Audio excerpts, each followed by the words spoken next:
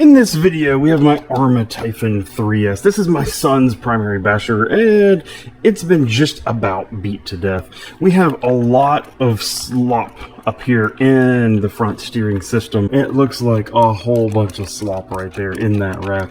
And so today we're going to be installing the Hot Racing bell crank system, plus a combination of their aluminum pivot balls and the factory Arrma composite ball studs, all trying to get rid of all of that. If you're new to the channel, welcome. My name is Troy. This is RoadsideRC. You'll tend to find me bashing or crawling or drifting or racing, plus doing product review videos and how-tos.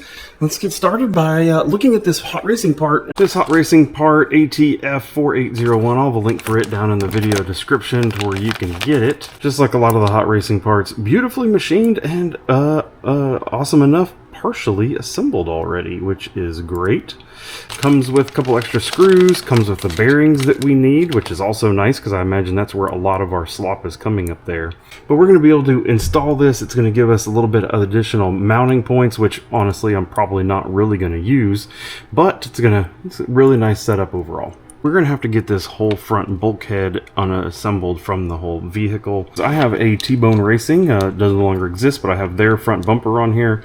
We're going to have to start by getting that loose and then looking at the other screws that we need to take off. The bumper out of the way, we're now going to go with 1, 2, 3, 4 screws and see what that gets us.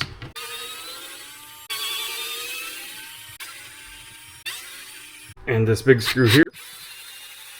Oh yeah, there we go. So now this whole front bulkhead is loose. Looks like it's also going to be a good idea for us to get the center drive shaft out. Alright, and before I pull that actual linkage out of there, I'm going to go ahead and take 1, 2 screws out for these steering turnbuckles, and then I think that whole piece will come out very easily.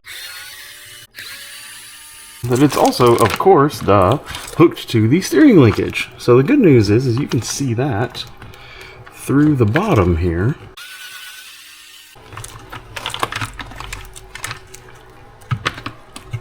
Make sure you get your bearings out if you want to. This little stud came out on one side, it didn't come out on the other side.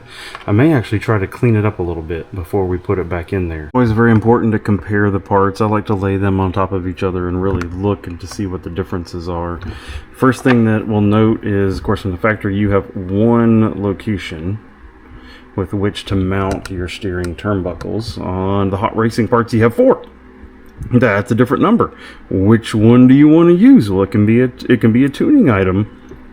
Not really a racing buggy. Don't think I really need the tuning, but it was cool to Hot Racing to be able to provide us some different ones anyway. And it looks like as I line this up though, of the 4 different mounting locations, the inside most location is the one that matches up with the factory, so we want to use that. Then also when it comes out here, I went ahead and put the bearings in. So bearings top and bottom, make sure you use all 4. And then over here we notice where the servo mount comes in. They used from the factory a captured lock nut, which is great. I actually really like it when they use this kind of a style. Hot Racing just uses a threaded piece right here into the aluminum. Good and bad. One of the things we're going to really want to do is make sure for all of these parts that are going into the aluminum that we're really using Loctite. I'm expecting that they've already done that on these, but these other 3 we're going to need to use that because you don't want that. This is going to move back and forth and back and forth and back and forth and back and forth. If you don't use Loctite, it's going to come out on you and your steering's going to stop working. So we're going to put this stud on the servo side. We're going to go ahead and put that stud in. Okay, so then what I gotta just be careful with is making sure that that stud on this side gets lined up appropriately. There it goes down in, and then we can put that screw in. Put that in there, checking for smooth movement. Oh, there's no slop in that at all. That feels great. We can go ahead and hook the servo back up. Again, Loctite on that one, and then maybe we'll get into doing our turnbuckles and stuff. But this is also where we have a lot of slop in these turnbuckles, so we're not really ready to bolt them on just yet. But I went ahead and got the drive shaft in, and then I'm going to go ahead and from the bottom put in the big long screws, the 1 and then the 2, 3 up here at the front that help hold this whole front bulkhead together. We're going to go ahead and put those in because everything else that we're going to do we can get to without this still flopping around. With this hooked up, I noticed there's still just a little bit of wobble here.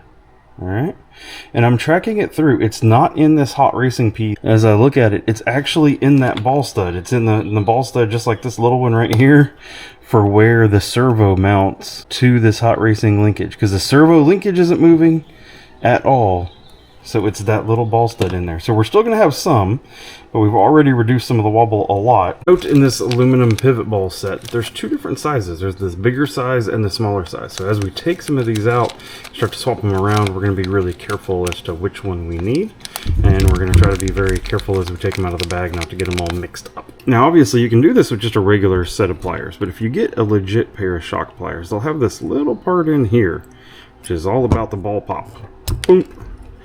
So super easy, and then we can pop it right back in using that same tool.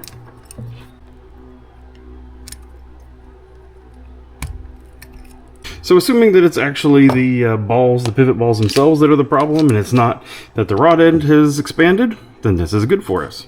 So we're going to use this one, and like we said, this one for the hot racing goes all the way there on the inside, the most centermost hole. That is the one that replicates the alignment from the factory. Just those installed on each side. Look at how much stiffer this is now than what it was before. But we have more to do. Look at the slop in the one up here, down here, the one on the outside. So 1, 2, 3 more are going to come off, and we're going to replace those balls as well. I think that's it. I think that's all of them that we're going to worry about for this steering upgrade. 1, 2, 3, and then the one that was in here. And now with this upper link, we have that part up there, we've taken all the slop out of it. There's still a little bit, smallest amount of slop in here where that rod end looks like it's actually stretched slightly. But yeah, look at that. We are a lot tighter than we were before. I am very, very happy about that. A huge shout out to Hot Racing for providing that aluminum. That should strengthen that a lot. That should get rid of a lot of that slop, plus these pillow balls. I'll be curious to see how they do over time. You know, I'm just imagining that these rod ends will still stretch out. We'll still want to replace them at some point. But maybe this bought us a little bit of extra time, and my son can go off and do some more bashing again. I hope this video was useful for you if you're trying to solve this. This should be the same on any of the Arrma 3S models. All of this process should be the same. And so I hope if you are looking at this for your vehicle, that this video was helpful for you. If you're curious about anything else I've done with this whole Arrma lineup, there'll be a Arrma playlist that'll be popping up over here to your right. And I hope to see you in one of those videos. Thank you for watching, and goodbye.